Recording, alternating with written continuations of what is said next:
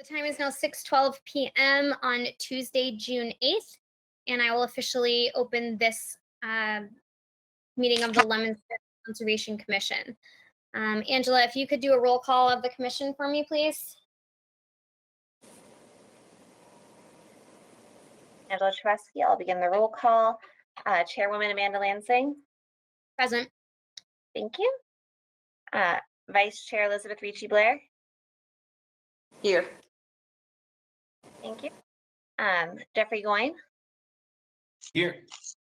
Thank you. And Chuck Raymond. I am finally here. Thank you. Thank you, Chuck. So everyone is here today.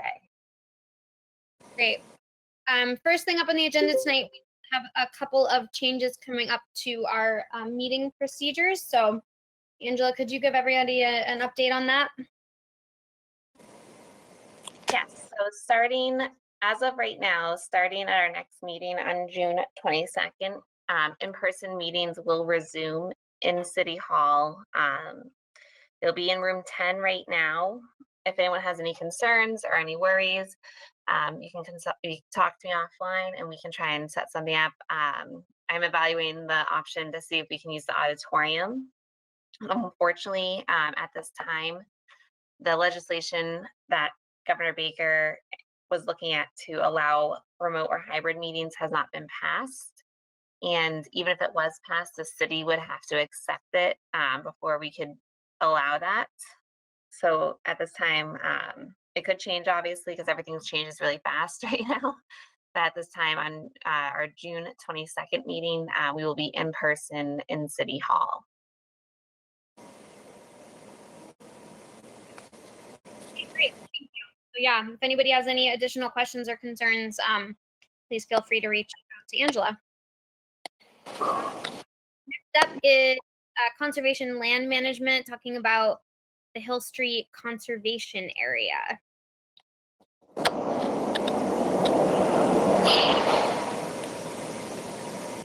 don't know if you wanted to take that or if we have somebody else. Yes, I'm going to pass this over to Mr. O'Brien. But before I do that, I just want to ask that everyone, can you please mute your phones or computers?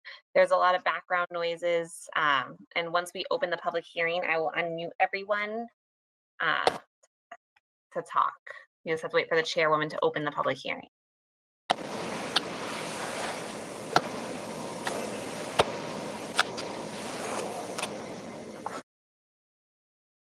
We all set? Yes, I'm just going to open the file you sent earlier today. Is that earlier this week? Sorry, not today. The plan. While you open that, let me just give a little background. That property was acquired by the city with state funds that require it to be permanently protected, but also to promote passive recreation. And that passive recreation is taking the form of hiking, mountain biking, and some hunting. In order to address earlier concerns about, let's call it more aggressive mountain biking that began to take place on that, we proposed a grant and submitted it to the Community Foundation to receive funds to create 2 hiking and biking trail loops on there and to upgrade the parking at the side at the edge of Hill Street. The document you see on the screen now is just a sketch of the proposed parking area. This is after consultation with John Roseberry from DPW, and I know John is at the meeting tonight, and also with the abutter on the right-hand side of the drawing, who had some concerns. So this is an amended sketch plan that can be done with the funding we have received from the Community Foundation. And I say the funding we've received, the city in Leominster Trail Stewards have received a letter telling us that our application was approved and awarded $14,420 roughly to do the work that we proposed to do. That's not as much as we requested, but it is still enough to upgrade the parking lot and to complete the trail loops on here. It does not provide enough funding to do the meadow restoration, which is further up on the property. So with that, let me talk just briefly about the sketch plan here. The original plan was calling for the existing parking area, which ran for about 120 feet along Hill Street, to be turned into a full year-round parking area. That is, we would have removed the topsoil from that roughly 120 by 30 foot section, replaced it with a graded base, leveled it out and compacted it, and that would have served as a year-round parking area. But John Roseberry from DPW tells us that those kinds of long head-in parking areas are no longer allowed, and that we needed to have a driveway that came off of Hill Street, went into the parking area, and then people could come out that same driveway. So we've amended that. This parking area will accommodate roughly 6 to 7 cars. The little red rectangle is the Trailhead Kiosk that is being planned and constructed by an Eagle Scout candidate.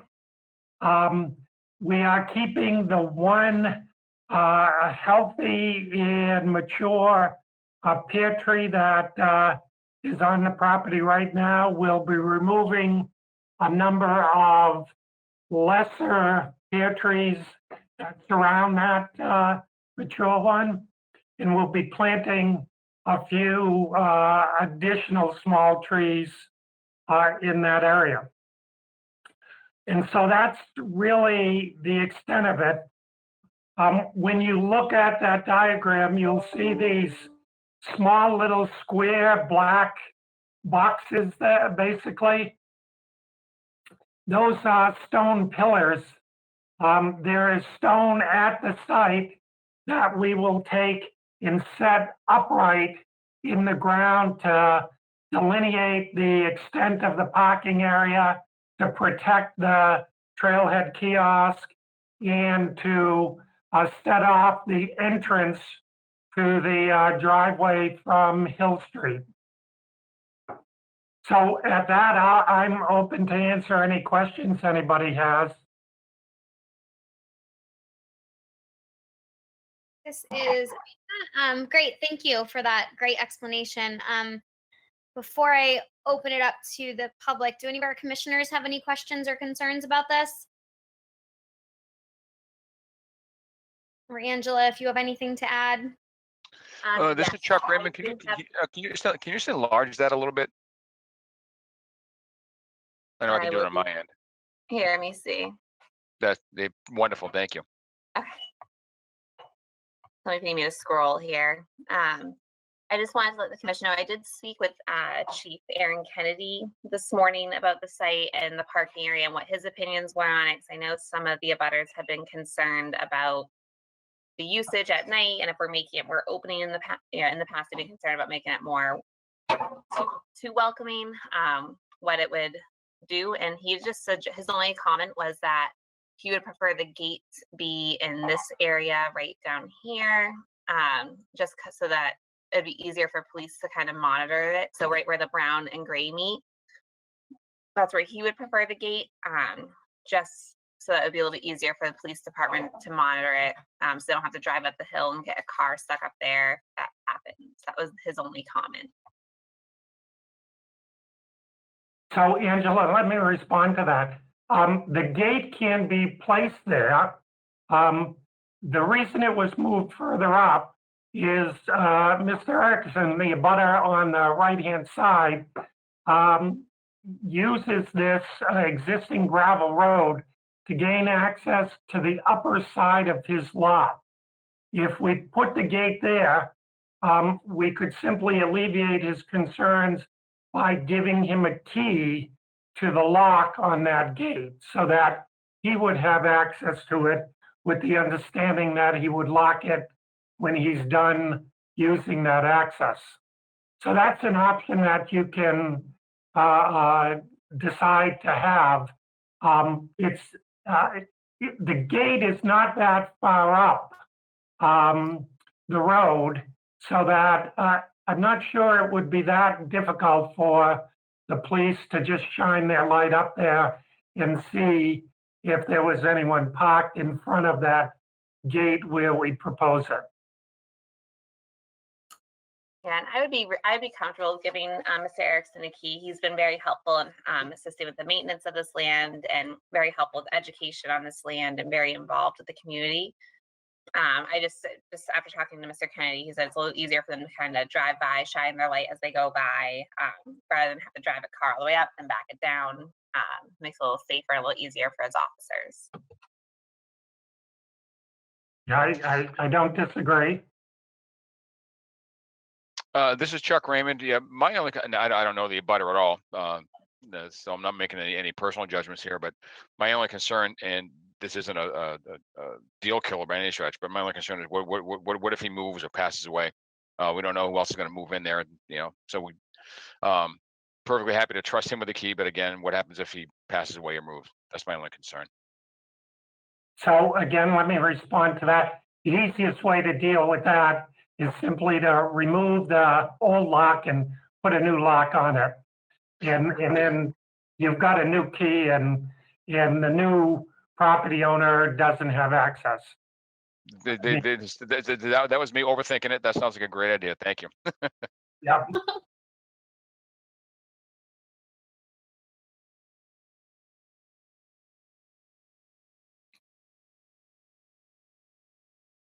Okay. Any other questions from the commission?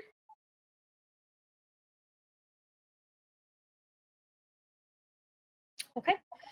I would like to open it up if there's anybody on the phone who has any questions or concerns regarding this project. If you do wish to speak, please just state your name and your address for the record.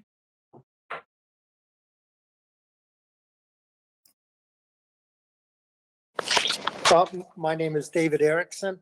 I'm 202 Hill Street. I am the abutter on the right-hand side of the property, and I'm quite impressed with the change that Dick has made here for the parking area. I'm a little sad in that the upper meadow of this lower lot, a good portion of it will be lost to parking versus the existing parking, which is along the road.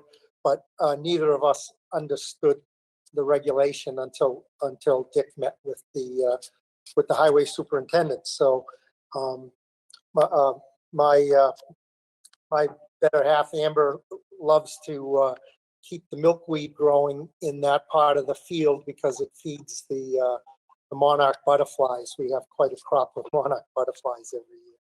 So in response to the addition of the gate at the top of the road that the police chief has recommended, I'm wondering, does it have to be a heavy, swinging pipe type gate, or could it simply be two posts with a chain across, something a little less obtrusive and kind of to turn people away? I mean, a chain would stop anybody from driving any further, and then the heavier gate could be up at the top of the road where Dick has added to his drawing already, where the brook crosses. That could be a more substantial iron gate that would prevent, any kind of vehicle from getting in. So I guess those are my thoughts. In the initial drawing that I saw last week, there had been an addition of a fence running along the property boundary on the right-hand side there, and that gave me a lot of concerns for two reasons. Number one, my heating is by propane, and my propane tank are right around behind the barn. And for years now, my propane company has simply been backing up the access road. I keep it plowed all winter, and they fill my tanks. And that would be a problem. And my other concern would be fire access. God forbid we ever had a fire. I wouldn't have access to the back of my barn. We up that high up on Hill Street, there are no city hydrants. The only water protection we would have would probably be by a tank truck. So those are my main concerns with, but I'm all for seeing people come and use this beautiful place that I've been so blessed to for the last 35 years. And I just want to see it be as minimal as possible. That's all, instead of something really obtrusive to the land. So if I could, John, let me, David, let me just respond to two of your concerns. One, I think the type of gate is open for discussion. My career, I spent managing these kinds of properties for the trustees of reservations. And I naturally, when I talk about a gate, I talk about a pipe gate because we put them in on our properties. But the chain idea is equally effective. And I agree with you, less obtrusive. And if the commission was okay with that, I think it works just as well. So, right now, the only real traffic we want to keep out of there is unauthorized vehicles, trucks and cars. I haven't seen any illegal ATV use up there, so I'm not concerned about that. And if we're getting it, it's probably coming in from the watershed lands on the backside. So a chain gate would be fine there. The second issue, with respect to the parking area and its impact, the existing parking right now is roughly 30 feet by 120 feet long. And we've cut that down. That accommodates about 10 or 12 cars. And we've cut it down to a 6-car lot. So we've actually reduced the amount of gravel that would be used here. So in some sense, Dave, we're disturbing less of that meadow. Unfortunately, it's right in the middle of it as opposed to on the edge. Yeah. But I think overall, the impact is a little less than having the parking right on the edge of the road. Can I speak now? Go. I just wanted to call your attention to, and maybe you've already seen it, in Sterling, there's, if you go up Haywood Road, go past Sholen Farm, go past the four-way intersection of North Row Road, and continue on for about another 3/4 of a mile. On the left-hand side, Sterling has a parking area for a piece of conservation land there. Have you ever seen that before? It's beautifully, beautifully done in that it's so unobtrusive. It's simply a gravel area with a little bit of grass growing in it as well. And it was simply bounded by like 6x6 wooden posts with kind of multicolored twisted rope connecting between. And it's just big enough so that people can actually drive in and turn around and pull out again. They don't have to back out onto the road. So, I just, if sometime you were, in that area, I think Sterling did a really nice job of that little parking area just up the road.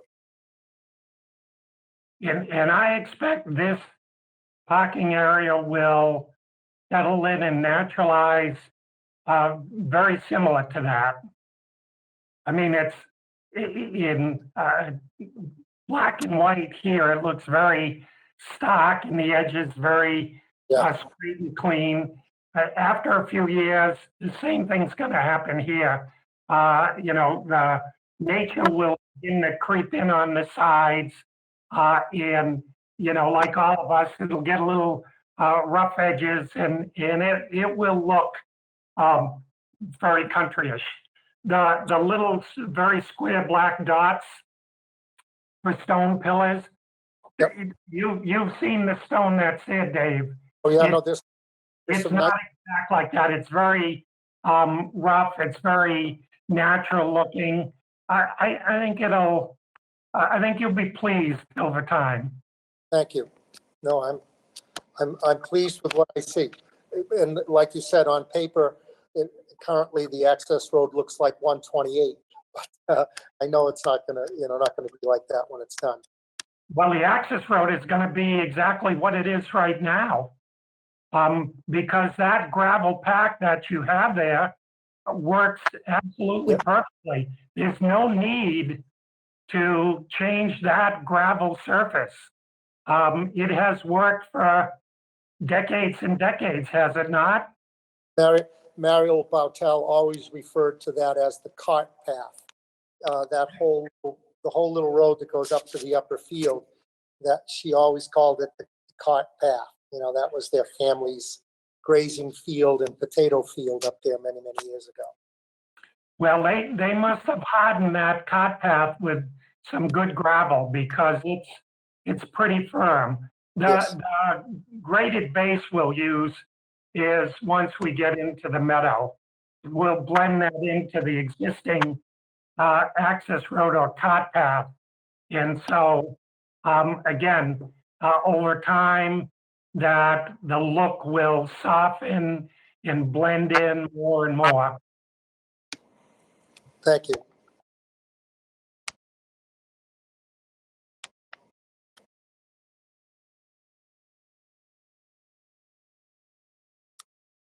Okay, awesome. Thank you for that. I would say this is Amanda again.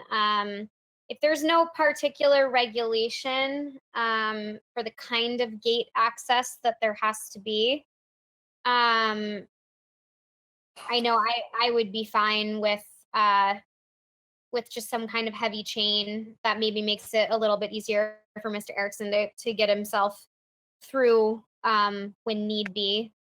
I do like the idea of maybe having then a more solid gate further up just in case. Because I mean, you never know if someone really wanted to get in there. That would kind of be my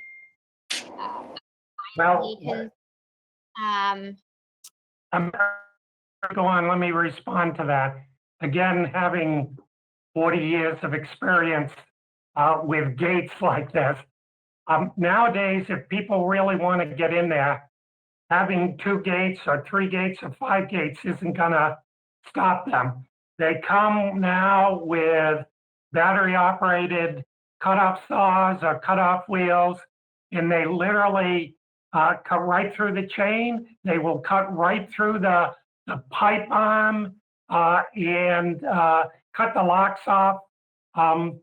If you've got people really wanting to get in there, you can't keep them out. This, just having the one gate with the chain is enough to keep all of the law-abiding people out of the property. Beyond that, frankly, it's a waste of money. The other thing we do when we use the chain, we will put 2 or 3 sections of pipe over the chain, and then we put reflective tape on those pieces of pipe. So anybody walking or driving up there at night, any light will be reflected and the chain shows up, and it minimizes any liability. Okay, perfect. That's fair enough. That sounds fine to me then. I appreciate the explanation for sure. So yeah, but then in that case I agree. I think if we can do the less intrusive of the gates, I think that's a great idea. Is there anyone else on the phone who would like to speak on this project or has any questions or concerns?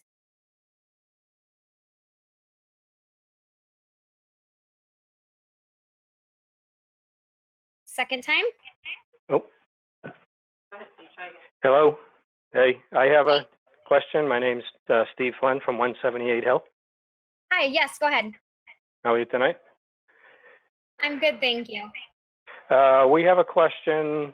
The issue or concern about land use came up, and currently the parking area is listed a long time ago as hunting not permitted from that site. The expectation last time everybody discussed this was hunters could hunt the property, but they would have to utilize one of the other parking areas for that purpose. So we're a little bit confused with if that's going to remain, or does this grant or something is immediately changing on that? From my standpoint, the grant has no effect on whatever the existing understanding of policy is. The grant does not require hunters to be given access from this parking lot. In my mind, it is still up to the Conservation Commission to decide whether it keeps the existing understanding between it and the abutters or changes it or whatever. But the grant doesn't force to change in any way. Okay, that's perfect. Could I also make a request that we're very interested in the area, as is Mr. Erickson, and Dave and I talk quite regularly. Anytime you guys have any site walks, proposals, problems, would it be possible to include Karen and I on any such events?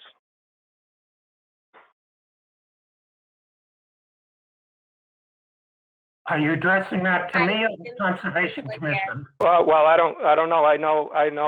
In the I don't want to use the word pre-meeting, but the earlier there was some discussion about some people had done a site walk, and we would have loved to have been there just to kind of be part of it and offer our suggestions and recommendations and just be included in it.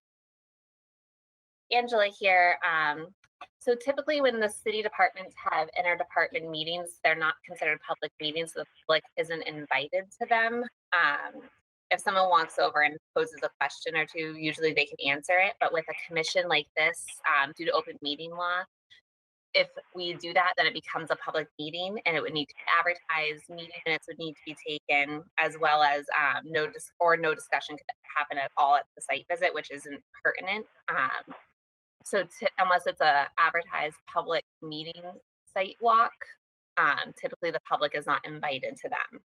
Yeah, okay, that's fine. I figured if you had known about it, Angela, you would have invited us anyway, because you know how vested we are. So that's good to know. I was kind of on vacation and bouncing around, a little head cold and a couple sick kids, so I was bouncing around that week, as you know. So yeah, no, that's fine. But you know, anything pertinent to the area, you know, feel free to include Karen and I for both parties. So that's all I had.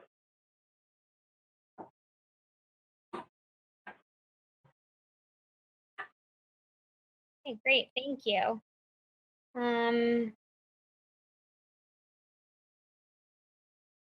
Do we have anybody else on the phone who needs to speak? Actually, before we go, Steve Flynn, once again, Or go ahead, are Steve.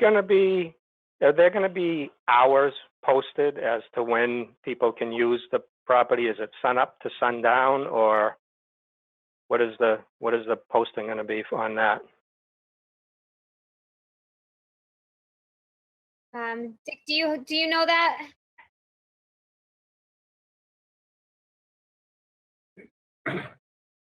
Typically, for the properties that we managed, it was a sun up to sundown situation. The problems you normally have with undesirable activities generally happen in the dark.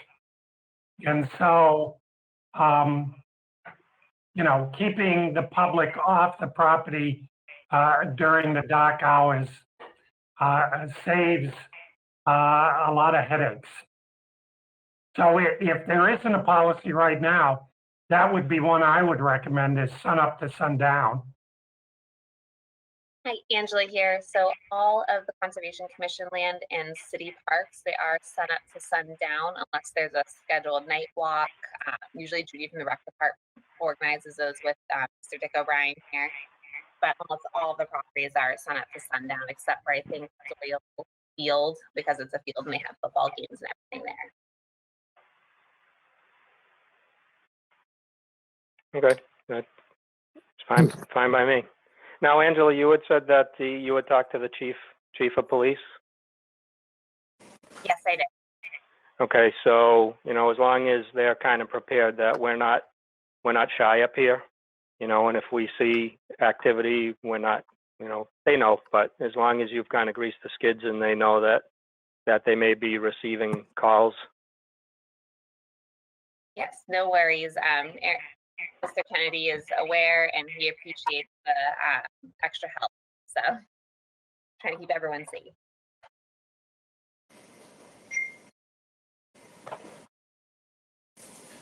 So can we make it a point in this proposal that part of the project there will be a sign posted right at the bottom of the driveway, maybe on one of those two granite posts or on a separate adjoining post, maybe on the left side?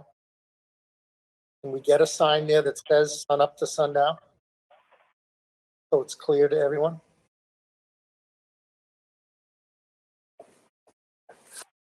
That's all. Yeah, this is Amanda. Angela, is there a sign posted on all of the conservation land regarding the hours, or is that something that's just sort of kind of supposed to be known? There is a sign on, I believe, all the conservation land. I believe it states it on the conservation sign.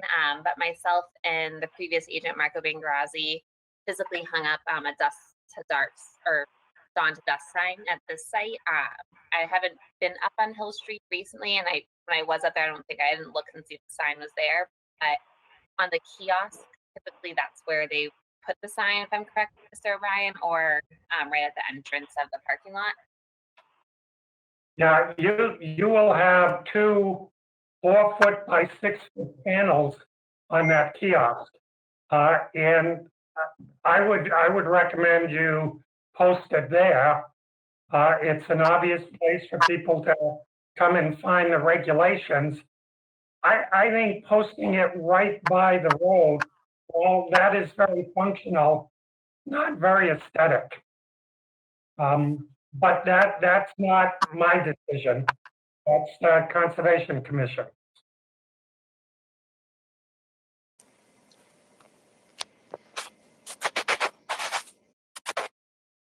I mean, if part of the concern up here is trying to be as less intrusive as possible and kind of keep it looking as natural as we can, I'm certainly not concerned with having it, having the sign right on the road, as long as it's somewhere, when people pull in, as long as it's somewhere that it's very easily visible if someone were to pull in, you know, when they shouldn't be there, that they could see the sign. I think that's fine. As long as there's a sign there, I think is really the, you know, whether it's at the kiosk or whether it is next to the gate or something like that, I think is fine. I agree with that thinking, Amanda.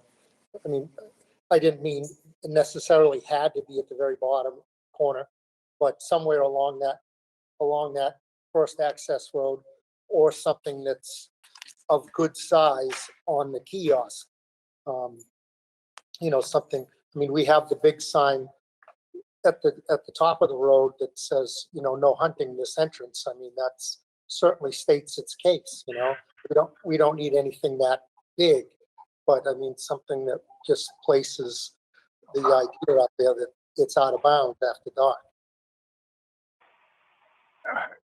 Might I suggest, as you come in from Hill Street on the access road, there's a new tree to be planted right across from the A in the access road title.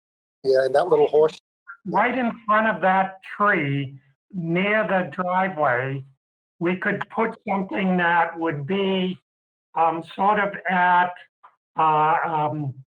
eyesight as you're driving through, so you couldn't help but see it right there. It doesn't have to be huge. And it could be done so it was a little more tactful than right out by the side of the road.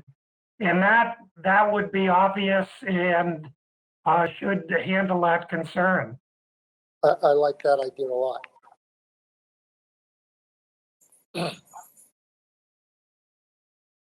right, this is again, yeah, and I think that can be, you know, I think that placement's fine, or if once everything is you know, built up and everything, you find a different place, it's fine. But yeah, as long as there's a sign people can see, I'm certainly not concerned about the placement. But that sounds great. Thank you. Any other questions or concerns on the phone this evening regarding this project?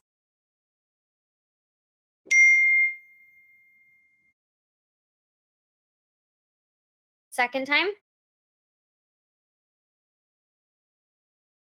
Third and final time.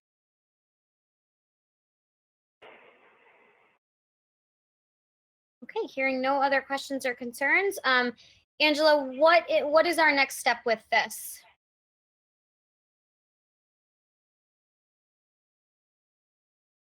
So our next step would be to accept the plan that Mr. O'Brien has presented to us.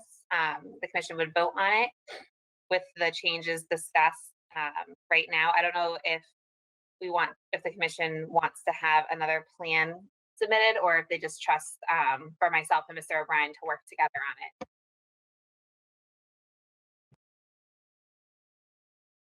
All right, anyone have any strong opinions? I personally am fine with this plan and with trusting Angela and Mr. O'Brien to work together on anything that might need to be changed a little bit. But is the rest of the commission okay with that approach? This is Jeffrey Goyne. I'm okay with that approach. Great, thank you. This is Liz. I'm perfectly fine with that. Awesome. Yeah, this is Chuck Raymond. Count me in. Great, thank you guys. So now just as a matter of protocol, I will ask if I have a motion to accept this project as presented to us this evening.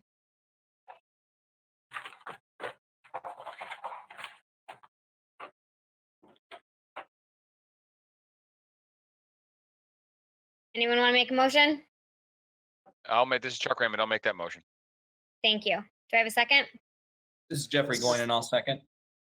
Thank you. This is Angela Tresky. The rest of the vote will be done by a roll call. Elizabeth Ricci Blair, how do you vote? I vote aye. Thank you. And Chairwoman Amanda Lansing, how do you vote? Vote aye. Thank you. So the motion carries. Excuse me, the motion carries to accept the plan presented. Thank you so much, Mr. O'Brien, or Dick, for all the work that you've done and all the help you've given the commission and myself with managing the Hill Street property. We really do appreciate all the hard work you did for the grants and all the work you put in space conservation land. My pleasure. Thank you. Yes, absolutely. Thank you very much.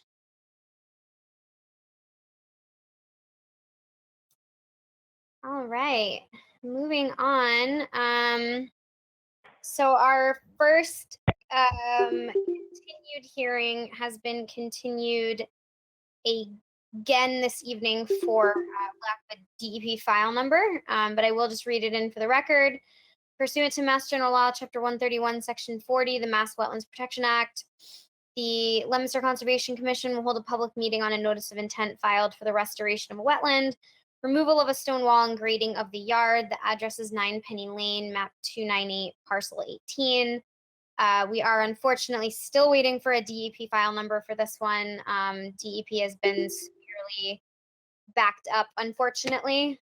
So we'll have our fingers crossed that that by the next meeting we can have a file number and we can further discuss that project. Next up on the agenda, pursuant to Mass General Law, Chapter 131, Section 40, the Mass Wetland Protection Act, the Leominster Conservation Commission will hold a public meeting on a notice of intent filed for the construction of a single-family house with the associated driveway, grading, and utilities.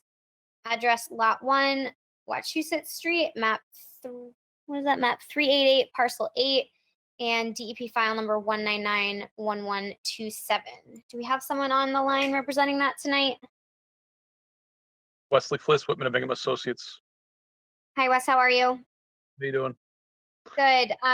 Could you just give the commission and anyone else on the phone just a quick review of the project? Sure.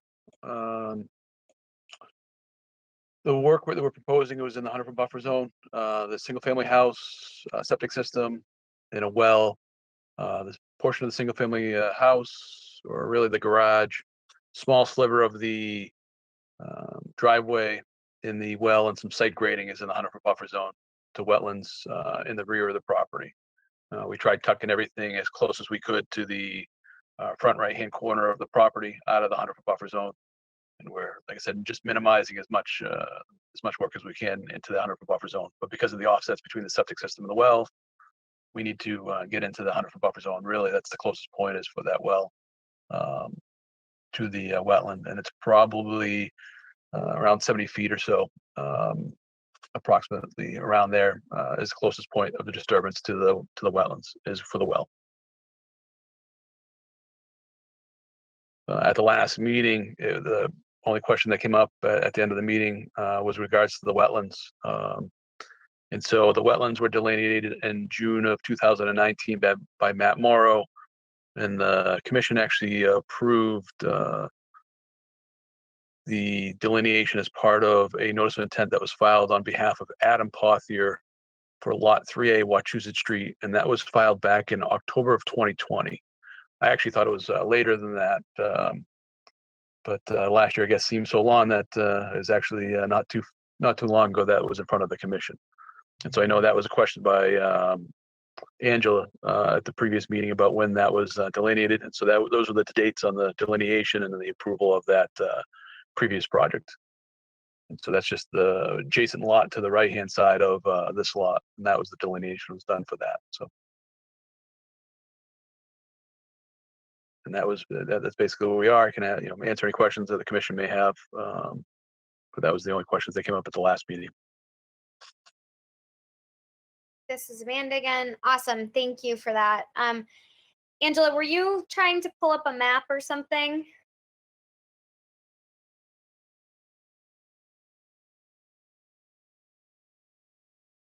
Nope, I made Wes the presenter so he could share any plans that he wanted to share preemptively. Sorry. No, that's okay. I just wanted to, I know I remember this lot. I remember this project. I just didn't know if any of our listeners wanted to kind of just take a look at the site plan again, or if you guys remember what we had talked about. We had basically continued it just because we were waiting on a file number and just making sure that we had the correct dates for the wetland delineation. But as Wes said, I don't believe any of us had any other crucial concerns. So does anyone have any questions, concerns, want to see the map again? Yeah, this is Chuck Raymond. I was just curious. I'd forgotten why we continued it, but you just reminded me. So I'm good.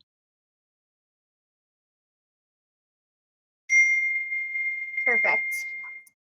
Okay, I will ask if there's anybody on the phone. If none of our commissioners have any other questions. If anybody on the phone has any questions or concerns about this project, please just state your name and your address for the record before you speak.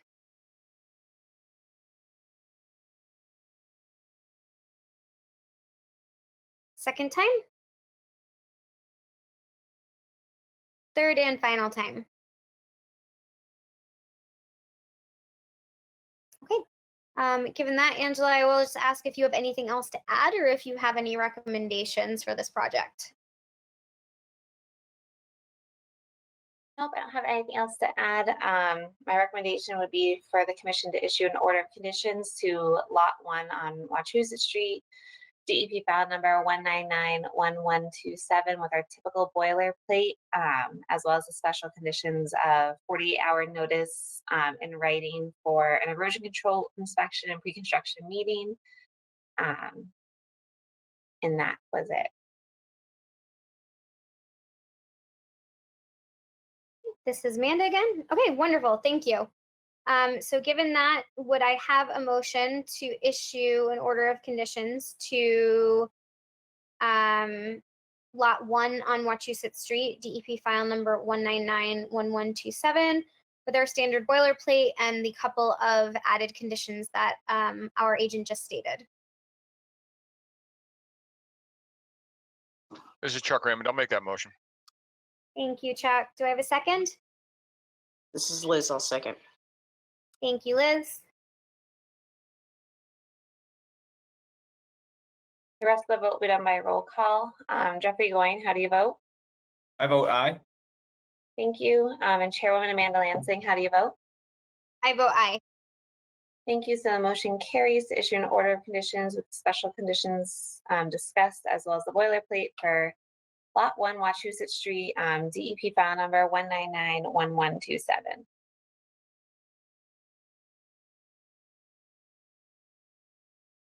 Wonderful. Thank you. Thank you for your time, Wes. Are you here for the next one too?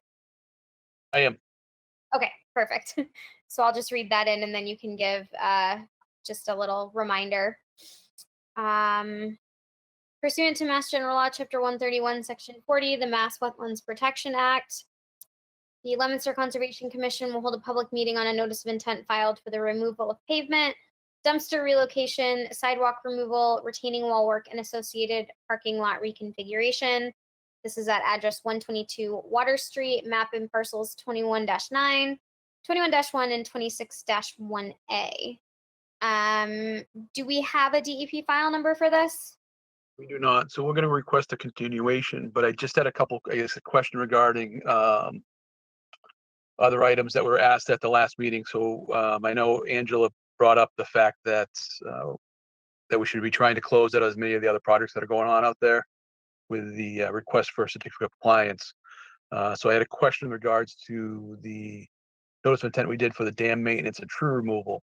And the order of conditions, it asked for an as-built plan as part of the request for certificate of compliance as standard protocol that the commission has now. And then I guess the question there, do you want us to locate every tree that was removed, or is that something that is needed for that certificate of compliance request?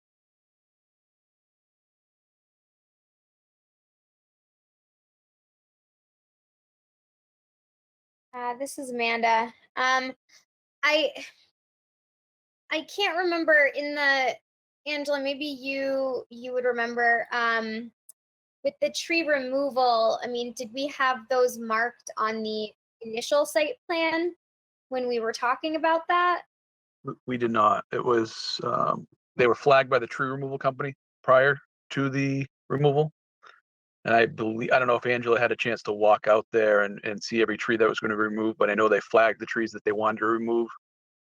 I think prior actually to the site walk that the commission was invited on as we're doing these projects. That's right. all. Yeah. They had to go out and identify them.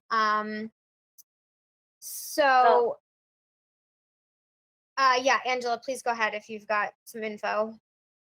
Yeah, sorry, Wes, I just saw your email that you sent earlier today. I would have to go back and look at the permit application and just make sure that there was nothing that we needed an as-built for. So when I get in the office tomorrow and pull the NOI and the order of conditions, I will send you an email or give you a call. And that's fine. Like I said, we just want a clarification before we went ahead and did an as-built plan if we needed to do one. It was just more to make sure that we were doing what we needed to do for the request. That was all. And then obviously the other one is going to be for the parking spaces that they put over under where they were instead of for the soil remediation section in the property. They put in 7 new parking spaces over that area to cover that area.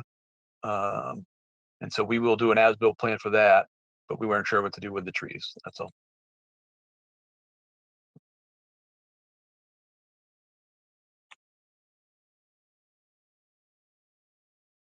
Okay, wonderful. So yeah, if Angela, if you could just kind of get Wes that information, that would be awesome. And then we'll keep this one on the agenda for the June 22nd meeting.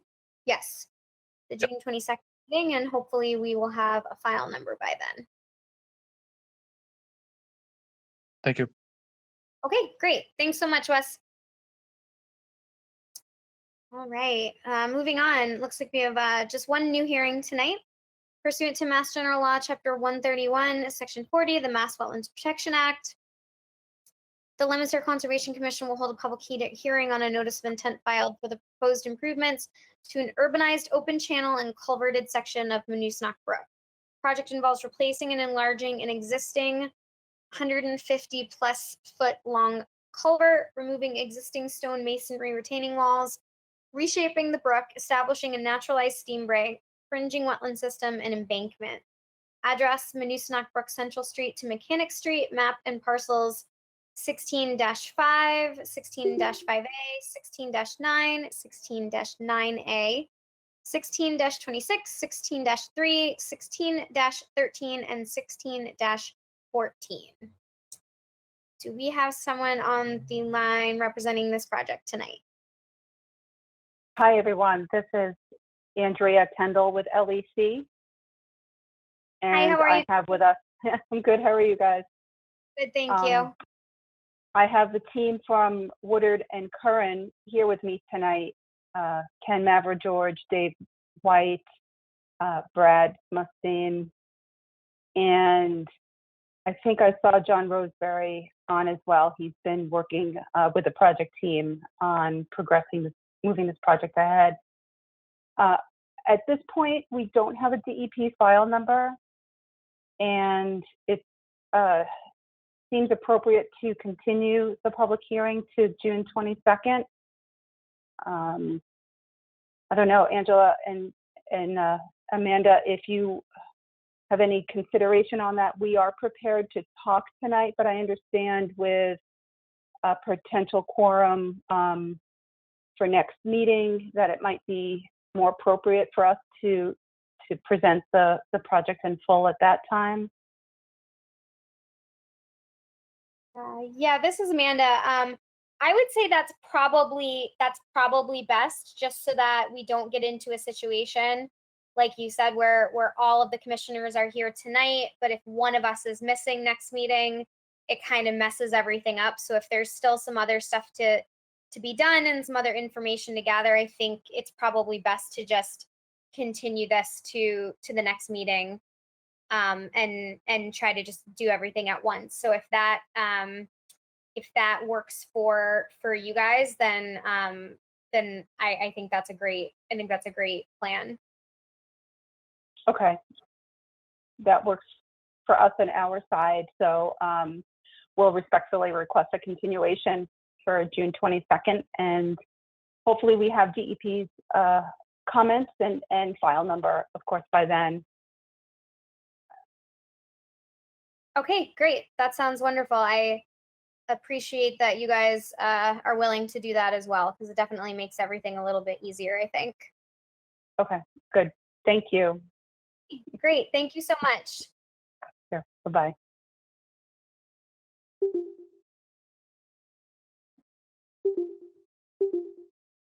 All right, so moving on now.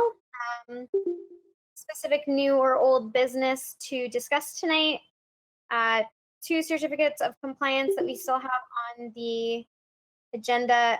35 Day Street, DEP file 199-1059. Angela, do we have anything on that one? No, not at this time. Okay, so we will just keep that on the agenda until we have an update. And the next one, Hillary Road, DEP file number 199-1090. So if the commission remembers, this certificate of compliance we already have a new notice of intent that was applied for. They wanted to wait until the amendment, pardon me, cannot talk. They wanted to wait over until the appeal period was over. And then now they are applying for, hello?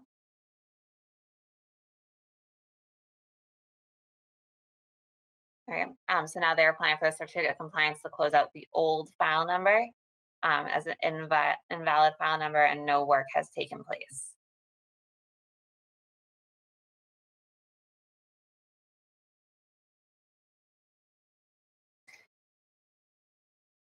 Okay, so sorry. So are we doing anything with this tonight? Yes, but I think I just, for some reason, like, did not follow that train of thought, and that's entirely my fault. So I don't mean to ask you to repeat yourself, but for some reason that didn't land properly with me. yeah, so basically they're just requesting a certificate of compliance to close out the old permit so that the new permit can be recorded and considered active. So it'd be the motion would be, my recommendation would be for the commission to make a motion that no work has taken place on this DEP file number. Okay, thank you. I apologize for my. Okay, this is Chuck. Can I ask a question? Yeah, go ahead. I'm curious how we make a motion that no work has taken place. No work has taken place under the old NOI, or I'm confused. Correct. Yeah, so it'd be that no work has taken place under the old NOI. Oh, got it. All right, I'm good with you. Okay. I'm exhausted. No worries. No worries. We all are.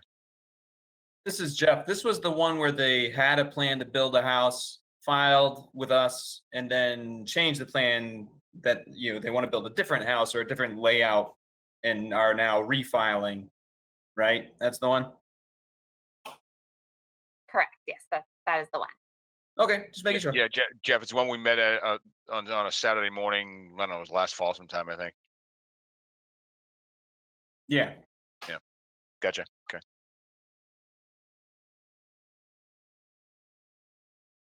Right, this is Amanda. Okay, awesome. So in that case, do I have a motion to issue a certificate of compliance for DEP file number 199-1090, notating that no work was conducted under that file number? This is Jeffrey Goin, and I'll make that motion. Thank you, Jeffrey. Do I have a second? This is Liz, I'll second. Thank you. This is Angela Trebesky. The rest of the vote will be done by roll call. Chuck Raymond, how do you vote? I vote aye. Thank you. And Chairwoman Amanda Lansing, how do you vote? I vote aye. Thank you. So the motion carries to issue a certificate of compliance for DEP file number 199-1090. Wonderful. Moving on to extension permits. As I understand it, the state of emergency is still in effect, correct? That's supposed to be lifted at some point this month, I believe. Yes, it is still in effect. Okay, so I will read in all of our extension permits just into the record, noting that all of these will stay on our agenda and we will not be voting on them until the state of emergency has been lifted. First one is 96 Exchange Street, Heron's Landing 2. Lake Samoset Treatment Plant, file 1991009. Lake Samoset Management Plan, file 199414. And 275 Exchange Street, 199-640. So we will just leave those on the agenda for next time.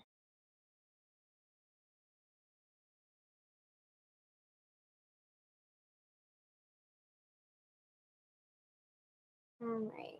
Could you scroll down on the agenda for me, Angela?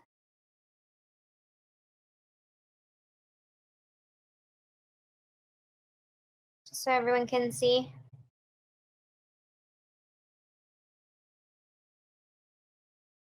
Sorry, my computer's having issues.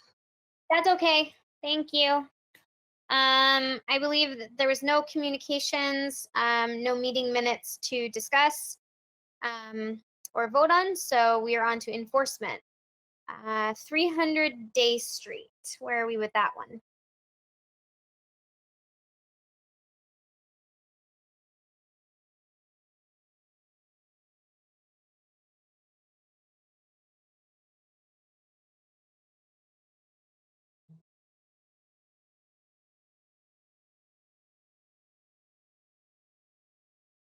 Angela, do you know you're on mute? Yeah, I'm so sorry. The audio is coming in staticky. What was the question? Just so I just read in the first enforcement order, 300 Day Street. Just looking for an update on that one.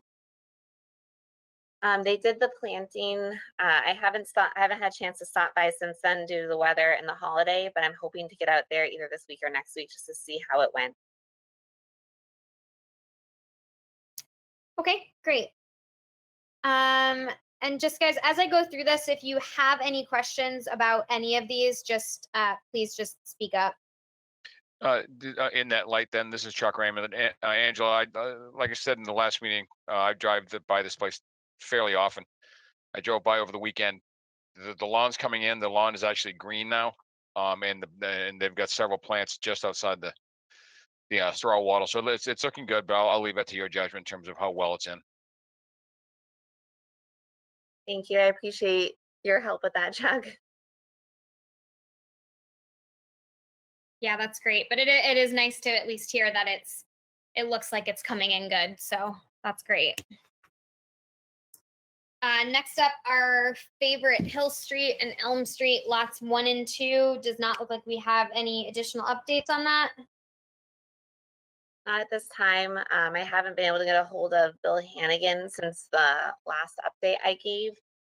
I'm still kind of working on figuring out what's going on. Looks like he's been on vacation for the past couple weeks, or out of the office at least.